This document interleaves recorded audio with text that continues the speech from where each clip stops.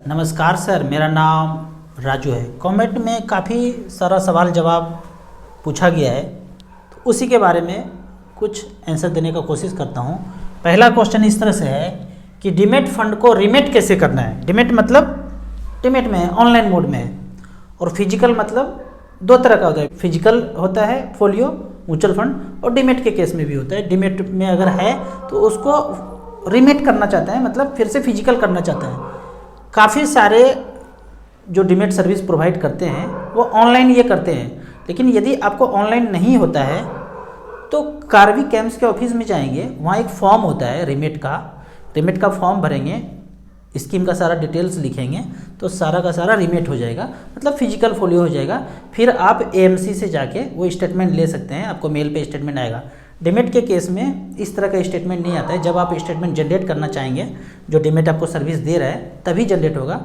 Physical के case में आप कभी भी एएमसी से जाके स्टेटमेंट ले सकते हैं। तो डीमैट से रीमेट कर सकते हैं, रीमेट से डीमैट भी इसी तरह से कर सकते हैं। तो आपको एक बार ब्रांच विजिट करना ही पड़ेगा, या तो ब्रांच विजिट करेंगे जो सर्विस आपने जहाँ से डीमैट लिया है, या फिर कार्वी कैम्प्स के ऑफिस में जाएंगे तो वहाँ भी इजीली हो जाता है। दूसरा क्वेश्चन है सर, ज्वाइंट अकाउंट पे जानकारी दें। ज्वाइंट अकाउंट अगर है, मान लीजिए मैं और मेरी वाइफ के साथ ज्वाइंट अकाउंट है, तो या तो मैं भी इंडिविजुअली म्यूचुअल फंड में इन्वेस्ट कर सकता हूँ, या चाहे तो वाइफ उस अकाउंट से भी पैसा इन्वेस्ट कर सकते हैं, या तीसरा ऑप्शन है हम दोनों ही म्यूचुअल फंड में ज्वाइंट अकाउंट बन के म्यूचुअल फंड खरीद सकते हैं। हम दोनों ही बनते हैं तो उस केस में हम अगर ऊपर जाते हैं तो वाइफ को कोई भी तामझाम करने की ज़रूरत नहीं है, वो पैसा निकाल सकते हैं। या फिर किसी को भी कुछ होता है तो दूसरा बंदा पैसा निकाल सकते हैं। क्या करना चाहिए? पहली बात तो मैं ये कहता हूँ कि डाइवर्सिफिकेशन के हिसाब से दोनों 10,000 का एसआईपी करना चाहते हैं तो 5,000 रुपया अपने नाम पे कीजिए और 5,000 रुपया उनके नाम पे कीजिए। अकाउंट एक ही है, फिर भी अलग अलग म्यूचुअल फंड दोनों के नाम पे चल सकता है। अगर ज्वाइंटली करते हैं, ज्वाइंटली के केस में कभी कभी दिक्कत ये हो जाता है कि आप कोई भी चेंज करते हैं तो दोनों को साइन करके आपको वो पैसा रिडीम होता है, मतलब एक ही आदमी साइन करेंगे। ज्वाइंटली अगर म्यूचुअल फंड खरीदते हैं, फॉर्म भरते हैं ज्वाइंटली के हिसाब से, म्यूचुअल फंड का जब फॉर्म देखेंगे ना तो उसमें 3 ऑप्शन है, first holder, second holder, third holder. मतलब अकेले आप चाहे तो म्यूचुअल फंड का अकाउंट खोल सकते हैं, 2 भाई के साथ मिलकर खोल सकते हैं, हस्बैंड वाइफ के साथ ओपन कर सकते हैं, और तीसरा मतलब 3 भाई हैं, तीनों ज्वाइंटली म्यूचुअल फंड में इन्वेस्ट करना चाहते हैं। मान लेते हैं कि पापा ने 1 करोड़ रुपया दिया और सब बच्चों के नाम पे बोला कि ज्वाइंटली आप अकाउंट खोल लो, तो सबका एज 18 से ऊपर अगर है, राम, श्याम, मोहन, तीनों के नाम पे ज्वाइंटली 1 करोड़ रुपया इन्वेस्ट हो गया। अब बाद में कहते हैं जब देखा जाएगा बाद में निकालेंगे, तो तीनों को जाना पड़ेगा। कोई भी चेंज करना है, ईमेल आईडी चेंज करना है, नॉमिनी चेंज करना है, कुछ भी करना है, तो आप तीनों को जाना पड़ेगा, तीनों को साइन करना पड़ेगा। तो ज्वाइंट अकाउंट के लिए ऐसे ही है। अगर आपके पास ज्वाइंट अकाउंट है और हस्बैंड वाइफ दोनों ही इन्वेस्ट करना चाहते हैं तो एक ही अकाउंट से दोनों इन्वेस्ट कर सकते हैं। पैन कार्ड अलग होना चाहिए, एड्रेस प्रूफ अलग होना चाहिए। अगला क्वेश्चन है, ऐप में पैसा निकालते समय ईमेल पे ओटीपी नहीं आता है, 20 साल के बाद ईमेल चेंज हो जाता है, मोबाइल चेंज होता है, तो क्या करना पड़ेगा? भाई सब कुछ ऑनलाइन तो नहीं कर सकते हैं, खाना भी ऑनलाइन खा लिया, पैसा भी ट्रांसफ़र ऑनलाइन कर दिया, मज़े भी ऑनलाइन ले लिए, सब कुछ ऑनलाइन करना है। Email ID, mobile number change हो गया है तो ऑफिस जाना पड़ेगा, फॉर्म भर के देना पड़ेगा, उसके बाद ईमेल आईडी चेंज हो जाएगा। बहुत सारे केस में यदि आपका मोबाइल नंबर रजिस्टर्ड है तो ईमेल आईडी चेंज हो जाएगा, ओटीपी आपके मोबाइल पे आएगा।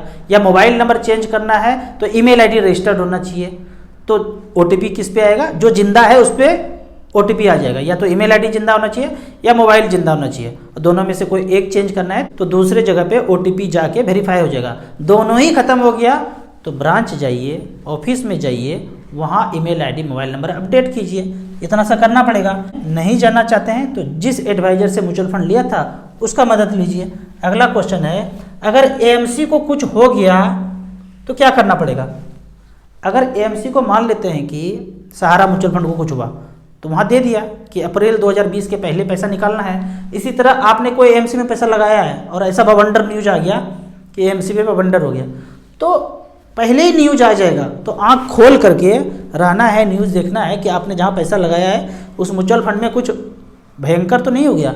अगर कुछ ऐसा होता है तो पहले ही ऑप्शन दिया जाएगा, 1 महीना 2 महीना का टाइम रहेगा, आप वो पैसा निकाल करके दूसरे म्यूचुअल फंड में लगा दीजिए। अब बात है कि 18 लाख रुपया हमारे पास है और बैंक में काफ़ी दिनों से रखा हुआ है, तो आप सजेस्ट कीजिए क्या करना चाहिए। ये 18 लाख रुपया है और बैंक में पीछे कब से रखा हुआ है पता नहीं, आगे कब तक रखा रहेगा पता नहीं। तो 12 से 15% अगर म्यूचुअल फंड में आप छलांग लगाते हैं मिड कैप स्मॉल कैप में, तो इतना लगभग आपको रिटर्न मिल जाता है।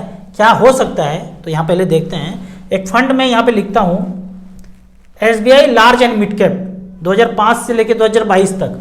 अगर बैंक अकाउंट में इतना पैसा पड़ा होगा उस समय से 2005 से, तो इस फंड ने SBI के फंड ने, मान लो कि SBI में ही आपका अकाउंट था, तो SBI से चेक काट करके बगल के काउंटर में SBI large and mid cap में डाल देते, तो पैसे का वैल्यू होता इकाई दाई सैकड़ा हज़ार 10,000 लाख 10 लाख करोड़ 3 करोड़ 11 लाख 17% का रिटर्न दिया है।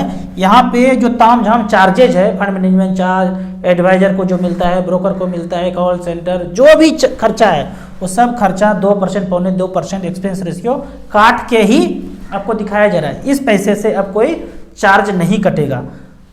अगला फंड का बात करते हैं कि लार्ज कैप कैटेगरी में मान लेते हैं कि आपको किसी ने बता दिया लार्ज कैप में लगा दो, और पिछले 10 साल से या आने वाले 10 साल में आपका पैसा वो 18 लाख ना मान के मैं 15 लाख ही मानता हूँ कि वो है, तो 15 लाख का अगर देखा जाए, फंड का नाम यही है SBI blue chip, Nippon, ICICI, axis blue chip, सारे लार्ज कैप में लगाया। तो एवरेज का अगर बात किया जाए, एवरेज उस 15 लाख का वैल्यू पिछले 10 साल में कैटेगरी एवरेज सब में 1-1 लाख लगा दिया तो 51 लाख रुपया बना है। 12.99 लगभग 13% का रिटर्न इस फंड ने लार्ज कैप कैटेगरी ने जनरेट करके दिया है। 15 लाख का वैल्यू है पिछले 10 साल में। अब मिड कैप का बात करते हैं। मिड कैप का लास्ट 10 ईयर्स में 15 लाख वन टाइम जमा कर दिया और सारे मिड कैप है। अब Kotak emerging, HDFC mid cap, SBI mid cap, UTI mid cap, इस तरह से सारे मिड कैप में है। अब मिड कैप का अगर लास्ट 10 ईयर्स का देखते हैं, कैटेगरी एवरेज 76 लाख रुपए बनाया है, 17.56% का रिटर्न है। तो लार्ज कैप देख लिया, मिड कैप देख लिया। अब स्मॉल कैप का बात करते हैं। अगर स्मॉल कैप कैटेगरी में 10 साल पहले से 15 लाख रुपए इन्वेस्ट करके छोड़ दिया तो सारे अब स्मॉल कैप कैटेगरी हैं। अब इसमें कैटेगरी एवरेज देखते हैं। कैटेगरी एवरेज 15 लाख का वैल्यू 88 लाख रुपए बना है। लार्ज कैप में अगर देखते हैं तो 51, मिड कैप में देखते हैं तो 76 और स्मॉल कैप में देखते हैं तो 88। तो आपके पास यदि समय है और ये पैसे का ज़रूरत नहीं है तो स्मॉल कैप मिड कैप में लगा के छोड़ देंगे। लेकिन आप कहते हैं कि नहीं, ज़रूरी है 5 साल 10 साल के बाद पैसा निकालना है तो लार्ज कैप में लगा के आप छोड़ दीजिए। लगभग पैसा आपको 12 से 15% के बीच रिटर्न मिल जाएगा। अगले क्वेश्चन की तरफ बढ़ते हैं। यहाँ पे पूछा जा रहा है, मैं यह जानना चाहता हूँ कि SBI म्यूचुअल फंड में पैसा इन्वेस्ट करता हूँ और SBI म्यूचुअल फंड में मंदी आ जाता है। वैसे तो म्यूचुअल फंड कंपनी में मंदी नहीं आता है, कंपनी मार्केट में आता है। अब ये पूछना चाह रहे हैं कि यदि मंदी के कारण कोई स्कीम फ्रीज हो जाए और हमने उसमें पैसा लगाया है तो हमारे पैसे का क्या प्रभाव होगा। अभी भूतकाल में हुआ था ये चीज़ कि डेट फंड में जो पैसा लगाया और फंड मैनेजर में जहाँ जहाँ पैसा लगाया उसमें ताला शटर लग गया, पैसा आ ही नहीं रहा है तो फ्रीज हो गया। मान लेते हैं कि आप इक्विटी म्यूचुअल फंड में पैसा लगाया, फंड मैनेजर ने 60, 70, 80 कंपनी में पैसा लगा दिया और 5 कंपनी में ताला लग गया, कुछ भी नहीं हो रहा है, ट्रेडिंग भी नहीं हो रहा है, तो वो 5 स्कीम फ्रीज हो जाएगा। बाकी पैसा आप निकाल सकते हैं। ऐसा नहीं कि पूरा का पूरा स्कीम बंद हो जाएगा। अगर इक्विटी म्यूचुअल फंड है तो डेट फंड में भी अगर फ्रीज हुआ तो कुछ समय के लिए फ्रीज हुआ, बाद में पैसा मिल ही गया। तो आप पूछ रहे हैं कि फ्यूचर में क्या होगा। मैं ये पूछूं कि परमाणु बम अगर गिर जाए तो कितने लोग बचेंगे, कितने लोग मरेंगे, कौन जानता है इसके बारे में।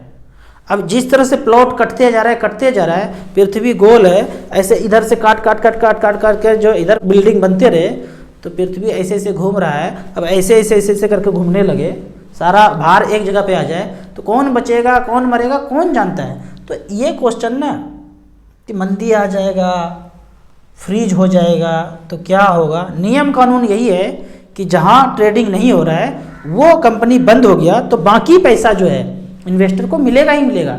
ऐसा नहीं कि सब बंद हो जाएगा, सब बंद नहीं होता है।